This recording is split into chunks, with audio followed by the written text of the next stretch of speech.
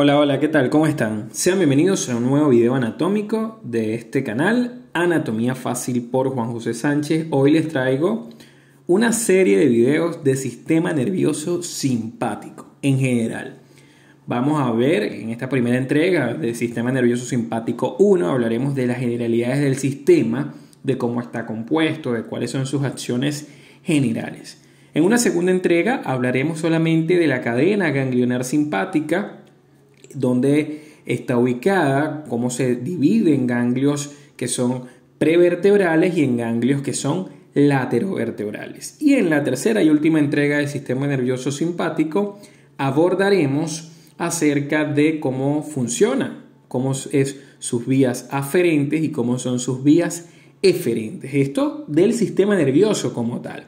Porque ya en las cadenas ganglionares específicas ya hay videos específicos de cadena simpática cervical, de cadena simpática torácica, de cadena simpática lumbar y de cadena simpática sacra. Así como también los ganglios que encontramos, por ejemplo, en el plexo solar, plexo hipogástrico superior e inferior. Esos videos están apartes en el canal. Aquí entonces hablaremos acerca del sistema nervioso simpático en general.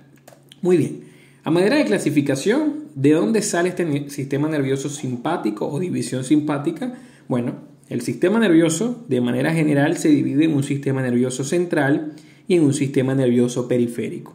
Ya hicimos video de sistema nervioso central, sabemos que es quien comanda y está compuesto por el encéfalo y por la médula espinal. Mientras que el sistema nervioso periférico, que es el que conecta al central con la periferia, con el resto del cuerpo, es el que está conformado por sistema nervioso somático y el autónomo o vegetativo. Este sistema nervioso somático, a su vez, entonces estaría conformado por nervios raquídeos y los pares craneales.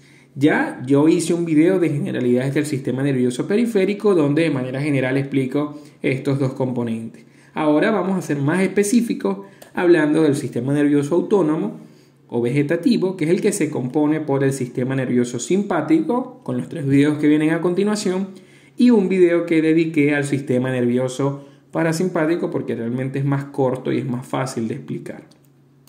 Muy bien, ¿qué es el sistema nervioso simpático? ¿En qué consiste? Bueno, este sistema nervioso simpático sabemos que es una de las dos subdivisiones del sistema nervioso autónomo, junto con el parasimpático, y de manera general es el encargado de realizar todas las acciones que yo no pueda controlar a voluntad y funciona, esas conexiones a través de unas sustancias que son mediadores, que son sustancias comunicadoras que denominamos neurotransmisores.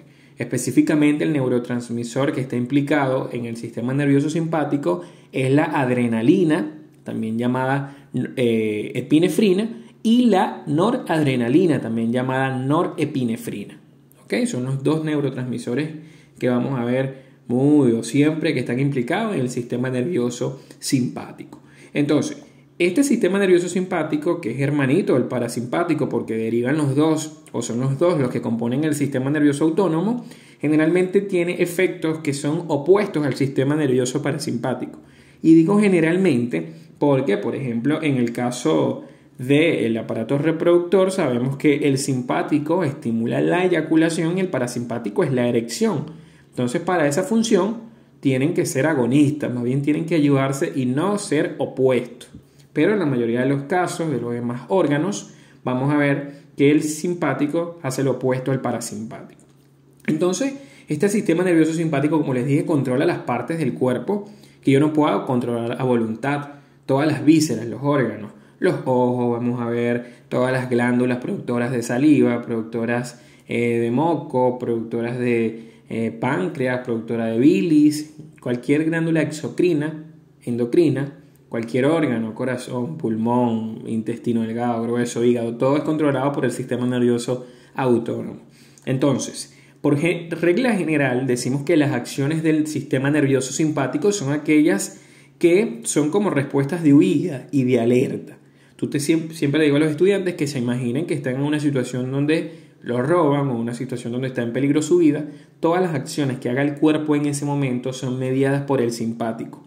Mientras que cuando estamos en estado general, en estado de reposo, nuestro día a día, estamos gobernados, o así decimos coloquialmente, por el sistema nervioso parasimpático, que es quien controla nuestro estado basal.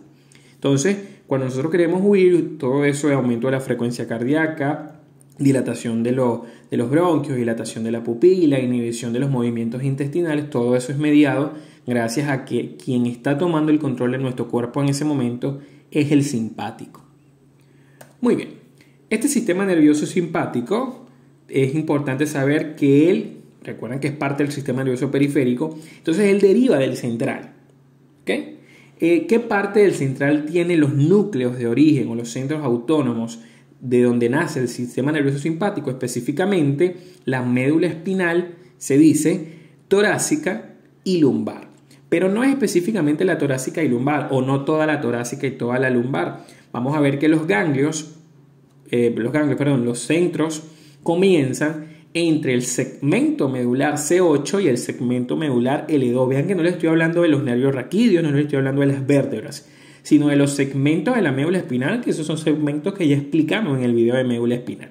Entonces, en el último segmento del cervical, que es el segmento C8, repito que no lo confundan con vértebra C8 porque no existe, la vértebra es hasta C7, y el último segmento de la médula que da o que tiene información simpática es el segmento L2. Claro, porque es que también a ese nivel ya se está acabando prácticamente la médula espinal. De ahí lo que queda es caudequina del segmento más o menos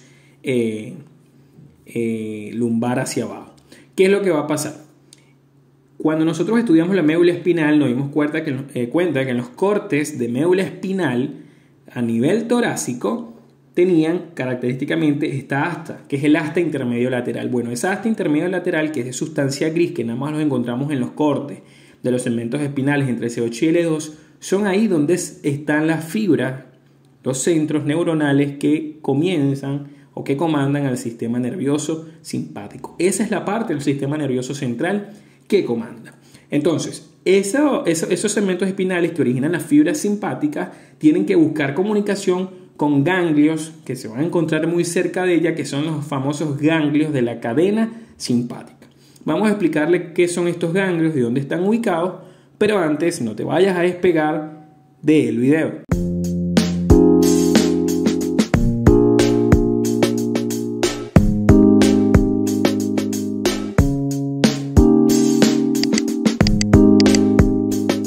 Entonces, importante que te suscribas al canal.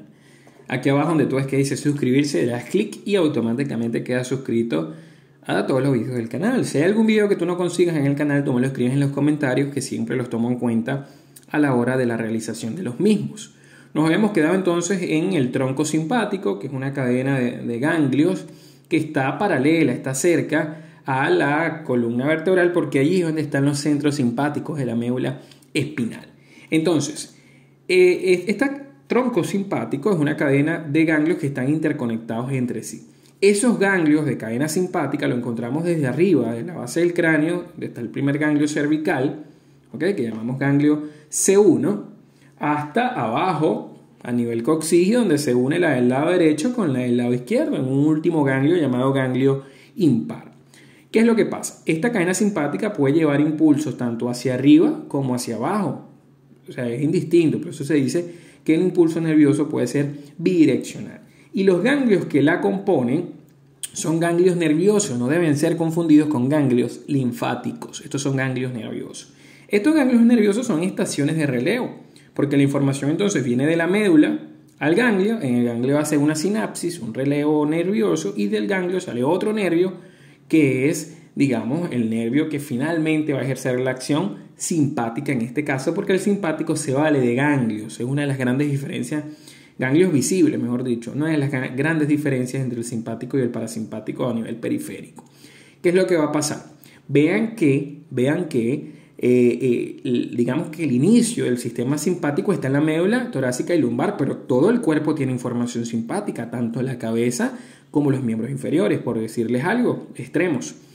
Pero toda la información simpática que vaya a la cabeza tiene que nacer en el tórax, no es que nace en la cabeza. Por eso es que la información que viene generalmente a través de la cadena simpática cervical, ¿okay? Que aquí medio se ve, es esta que está aquí medial, la información que viene con ella, es una información que viene de abajo hacia arriba. Y por ejemplo, toda la información que nazca por debajo del L2 simpática viene bajando por la cadena simpática, que ella sí llega hasta abajo, hasta el coxis. Lo que quiero que sepan es que la información puede ir hacia arriba y puede ir también hacia abajo, y que siempre van a ser en la médula torácica, médula lumbar, específicamente los segmentos desde C8 hasta L2. Entonces, se supone que más o menos, o en teoría, cada ganglio corresponde con un segmento vertebral o con un segmento medular, pero vemos que en la práctica no siempre es así, porque estos ganglios generalmente están fusionados entre sí, lo que hace que haya a la larga menos ganglios que nervios. ¿Sí? A veces hay menos ganglios que nervios, pero es porque ellos comienzan a fusionarse entre sí. Ahora bien, vean ustedes, por ejemplo, aquí, esta es un corte a nivel torácico. Sé que es torácico porque veo pulmón aquí, y porque, bueno, nacen aquí los nervios. Vean este corte torácico, veo el asta intermedio lateral en la médula gris, una sustancia gris medular. De allí sale la información simpática que viaja a través de un nervio raquídeo. Y aquí mire cómo va buscando a su ganglio, su estación de relevo a través de los ramos comunicantes para hacer la sinapsis, y de allí inervar más estructuras que, bueno, lo veremos en los siguientes videos del sistema nervioso simpático. Lo que quiero que sepan es que aquí nace y hace relevo en el ganglio. Vean lo cerca que está el ganglio de la médula para poder hacer, digamos, la sinapsis un poco más eficiente. Vemos aquí, por ejemplo, nuevamente la cadena ganglionar que viene, está en el cuello y está abajo a nivel lumbar. Pero vean que siempre nace a nivel torácico y lumbar, y en este caso las fibras van a subir por la cadena simpática cervical para poder llegar al cuello y llegar a la cabeza. ¿Ok? Por eso es que al tú cortar o dañar la cadena simpática cervical se pierde la inervación hacia arriba, porque la información no viene de arriba hacia abajo, sino que viene de abajo hacia arriba cuando hablamos del simpático. Es una particularidad del simpático. Ahora, ¿cuáles son las acciones generales de este simpático? Bueno, se lo voy a explicar rápidamente de arriba hacia abajo. Por ejemplo, a nivel, muchísimas, gobierna, recuerden, todo el cuerpo, toda la mínima glándula que tú te imagines la gobierna el simpático. Entonces, por ejemplo, a nivel del ojo, la pupila la dilata el simpático. ¿Ok? Se dilata gracias al simpático. Cuando yo quiero oír, dilato la pupila para aumentar más mi campo de visión. Las glándulas salivales las gobierna el simpático. En este caso, lo que le hace el simpático a las glándulas salivales es inhibirla para que no produzcan saliva. En el caso del corazón, aumenta la frecuencia cardíaca, aumenta la fuerza de contracción y aumenta, digamos, la eficiencia del bombeo del corazón. A nivel de los pulmones, dilata los bronquios para que te llegue más aire, porque se supone siempre que tú vas a huir. El corazón late más rápido porque tú vas a huir y necesitas llevarle más sangre a los músculos para que estos tengan más energía y te puedan hacer correr. En el caso del sistema digestivo, se inhibe el peristaltismo, se inhiben los movimientos intestinales, porque en ese momento lo que menos yo quiero es gastar energía en un intestino que se esté contrayendo. Con respecto a las glándulas suprarrenales, bueno, yo estimulo a la médula suprarrenal porque ahí hay muchísima adrenalina, y recuerden que el simpático necesita la adrenalina para ejercer su acción. En el caso del riñón, disminuyo la producción de orina. En el caso del vaciamiento intestinal, lo disminuyo, no me importa en ese momento. Por eso es que usted ve que cuando está en simpático lo que menos tiene es ganas de ir al baño, tanto a nivel de la vejiga, que impido su vaciamiento, como a nivel intestinal. Y a nivel genital, bueno, el simpático tiene mucho que ver con la eyaculación, ¿Okay? Estas son entonces las acciones, digamos, generales del sistema nervioso simpático. Habría que estudiar cada órgano en específico para saber qué le hace a cada uno. Este fue entonces todo el video de primera entrega del sistema nervioso simpático. Espero que te haya gustado. No olvides suscribirte al canal, dale like al video si te gustó, y puedes buscarme en Instagram en @JuanPisoSánchez1315.